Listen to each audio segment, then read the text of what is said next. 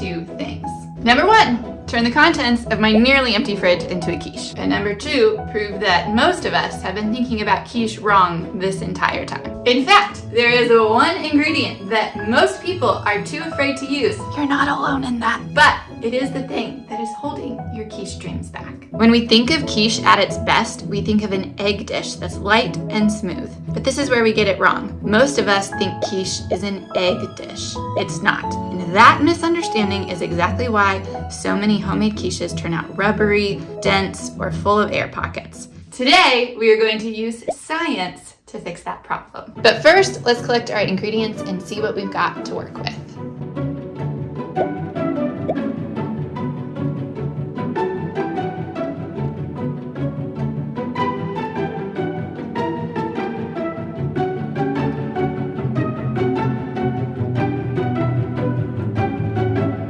All right, ingredients have been assembled. Before all you protein girlies get excited and are like, cottage cheese is the secret ingredient. No, it's not. No, it's not.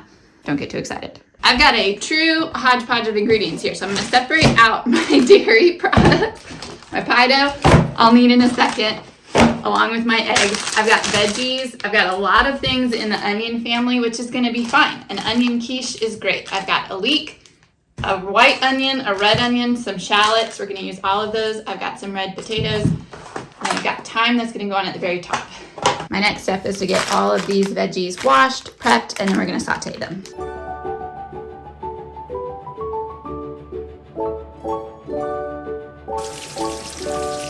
I'm gonna go ahead and start warming up my skillet with a little bit of olive oil for the potatoes, so that that's nice and hot once I'm done chopping. If you're still working on your knife skills, good for you, keep it up.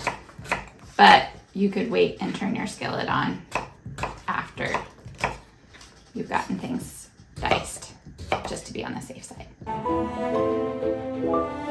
I didn't actually end up needing all of those potatoes. I overshot it when I was washing them, so I did about half, so I don't want to overload my quiche with potatoes. But these are gonna start to saute. They don't need to be all the way cooked, but I want them to at least be partially cooked so that I don't risk having raw potatoes in my quiche. And while those are doing their thing, let's do the onions. I've got all the onions here. I'm gonna start with the one that's already open, because that needs to be used first. So I've got some red onion. A few little spots to be cut off. Honestly, my knives need to be sharpened, and this is kind of a rough chop as a result. But if you're looking for a video tutorial on how to cut an onion, you can check out this video here. More onions. Moving on to the shallots. I think of shallots as being if onions and garlic got together and had a baby, you would have a shallot. These onions, because we're gonna saute them, they're gonna cook down quite a bit. So I know this is looking very onion heavy, and it is. It was also very French. Lots of onions, lots of potatoes, but the mass is gonna cook down quite a bit as we saute them. My eyes are starting to glisten. Our potatoes are also starting to look good. We're getting some color. I'm gonna let them go a couple more minutes and then I'll pull these off and start the onions. Oh, my eyes are really starting to burn. They're really starting to burn. I think we're gonna forego the white onion. Loaded, that's a strong shallot. Whoops, can't see. Blinded by the tears. I would just like to take this time to thank you for being here today. It's an emotional experience. You know, I hope you're enjoying the camaraderie. Chefs, they're just like you. We cry with onions too.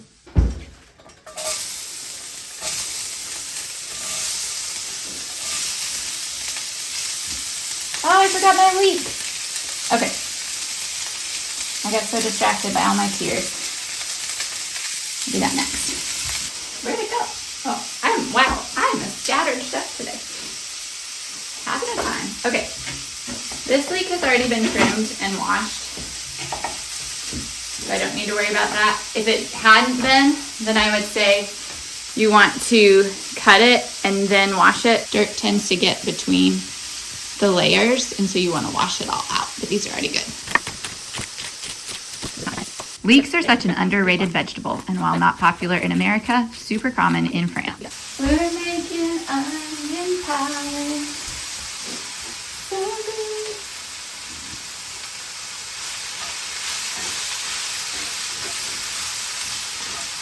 I am salting my ingredients as I go, which is a pro tip, because with quiche, since there's so much liquid mixture, it's very easy for salt to just sink to the bottom. So having salt kind of already adhere to your veggies, your toppings, etc. before you put them in there is going to make the salt more evenly distributed. Beautiful onions. They're so pretty. All right. It is the moment that we have been waiting for. Our veggies are done. I have preheated the oven to 375. It's time to make our quiche filling and figure out the magic ingredient. The secret to quiche is that we need to reverse our understanding of what the base is made of. Most of us think of quiche as egg-based with a little bit of dairy to offset the eggs, when in reality, quiche is cream-based. And we use eggs to stabilize the cream. The cream isn't softening up the egg is firming up the cream. This is what gives us that beautiful, silky, smooth consistency. So the key is, don't be afraid of heavy cream. If you take nothing else away from this video, please take away that quiche is first and foremost a custard, not an egg dish. Let's go ahead and get our base and our crust ready. I am using a pre-prepared crust from Trader Joe's. It is kind of crumbly, so I'm gonna stick this in the microwave for like 10 seconds and let it soften. It's still a little bit crumbly, but the heat of my fingers I'm gonna be able to use to push it back together.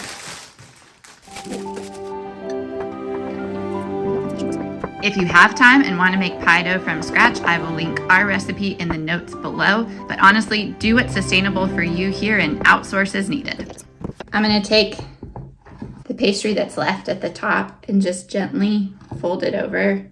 And if there's any that just feels like it's excess and I don't need it, then I'll just pinch that off. We're going for a rustic look here in the quiche. Have there been prettier pie shells? Yes, for sure. This is not extremely pretty, but it actually is going to be fine once it bakes. I think it's Julia Child that says, like, when something tastes good, you just know that somebody's hands have been all over it.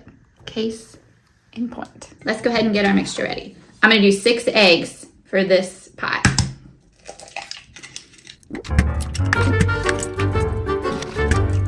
Done. Wow. You guys are getting the real show here today. You'll be like, can't we trust this girl? I promise. I own a French restaurant that sells so much quiche. I know what I'm doing. I'm just tired. Now it's time for the good stuff.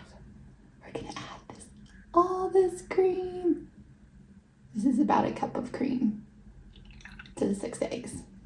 As we've said, this is cream, sponsored by egg. Gonna whisk this up, I would show you. Okay, that's fine. Not gonna show you, just gonna do. Okay, now I'm gonna show you. This is what we're working with. Light yellow, creamy, thick. I'm gonna add a little bit of salt and pepper to this, but again, remember that we've been salting our toppings along the way, so that's gonna help. With the pepper in it. It's time to put this baby together. Wow, I have made a mess. Oh my goodness. We got my pie shell. Should I add the toppings to it? I'm gonna go in. I'm gonna layer this a little bit. So I got potatoes. I like to go heavy on the toppings, obviously. I'm not gonna put any more veggies in there. And I'm honestly gonna let go of the cottage cheese too, because I've already got 2 other types of cheese here and I don't wanna go overkill. Oh no! How many times have I said that in this video so far today? Don't wanna waste any cheese. Cheese is my favorite food group. Oh my gosh. Gotta have a little more space here. All right, that should be good. I'm gonna pour, oh my goodness, some of my mixture in. And then add the cheese.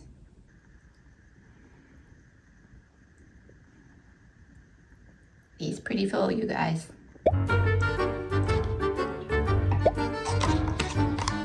Oh, I thought I'd stopped recording. I'm definitely over here snacking on cheese. So, we missed the part of me sprinkling the cheese on the top because I hit the wrong record button and then I was just eating cheese over here off to the side. So I sprinkled some cheese on the top. Now I'm getting my mozzarella. Hey Audrey, balls ready. Last little addition before we totally overfill this. Some little mozzarella balls and some fresh thyme. Oops, that was a little heavy on the thyme right there. All right, I think this is ready to go in the oven. Tricky part is getting it to the oven and in without spilling it. So I'm gonna go ahead and get that open. I'm going to gently, slowly.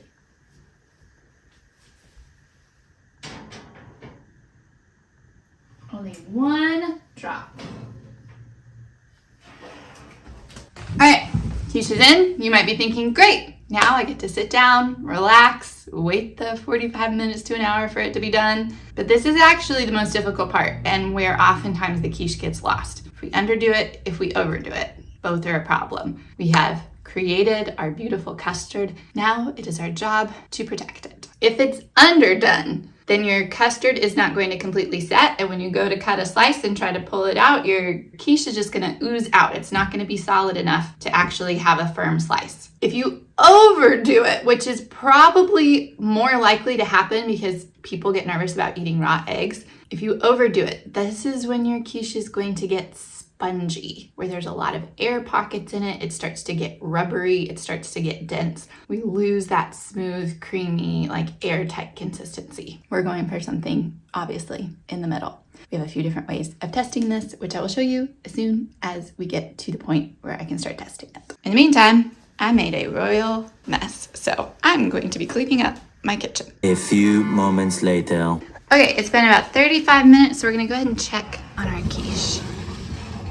We're getting some browning, which is good, but we see how soft that still is in the center. It definitely is darker on one side than the other though, so I'm gonna rotate it around and we're gonna let that go for probably another 10 to 15. Time to check again. A little bit overflowed down there on the bottom. All right, this is looking good. We've got light to like medium golden brown. It's not too dark. There's a little bit of bounce back when I'm pressing with my finger, especially in the middle. That's where it oftentimes is not all the way set. And pull this out and put this over here and show you a couple more ways you can test this.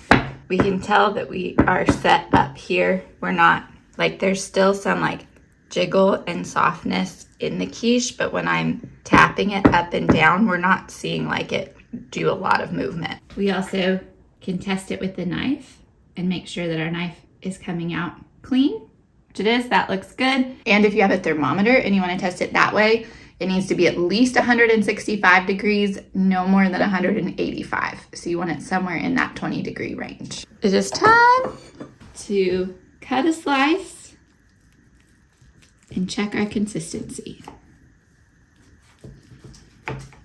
It's best to let this cool a bit before you cut it so that it has time to set up since it is a custard. This has been cooling for about 30 minutes, so we could let it go even a little bit more.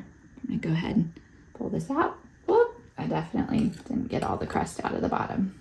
This is only gonna get better the longer that it sits and cools down, but I'm gonna go ahead and do a quick taste test.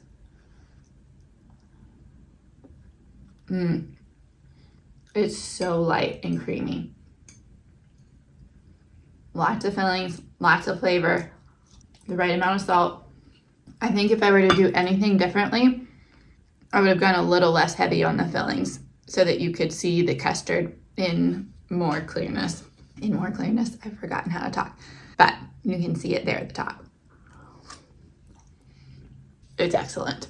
My first piece did not come out all that smoothly because it was still a little bit warm and I didn't have a spatula, and so the crumbs kind of fell to the side. But we're loaded with toppings and we can see just this really smooth custard consistency between all the layers of the toppings. No sponginess, it's not too dried out, it's still nice and moist. I'm so proud of us, I'm so proud of myself. We've taken these scraps of my nearly empty refrigerator and turned it into something delicious, something that was intentional, which honestly, that's about as French as it gets. If you love understanding the why behind things, especially food, then you're gonna love it here in this community, and I would love to have you join. My intent always is to give you tools to build your confidence so that the kitchen can become more of a playground and less of a chore. I will see you soon.